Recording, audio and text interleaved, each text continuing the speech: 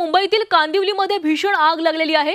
लालजीपाडा परिसरात असलेल्या एका हॉटेलमध्ये ही आग लागली आहे आणि आग विझवण्याचे प्रयत्न सुरू करण्यात आलेत। अग्निशामक दलाच्या 2 ते 3 गाड्या घटनास्थळी दाखल झाल्यात। सुदैवाने या घटनेमध्ये कुठलीच जीवितहानी झाली नाहीये।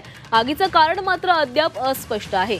तर कांदिवलीतील लालजीपाडा भागामध्ये ही भीषण आग लागल्याचं कळतंय। अग्निशमन दलाच्या गाड्या या आग विझवण्यासाठी इथे दाखल झालेल्या आहेत। आग विझवण्याचे प्रयत्न सुरू करण्यात आलेत। अग्निशमन दलाच्या 2 ते 3 गाड्या घटनास्थळी दाखल झाल्यात। सुदैवाने या घटनेमध्ये कुठलीही जीवितहानी झाली नाहीये।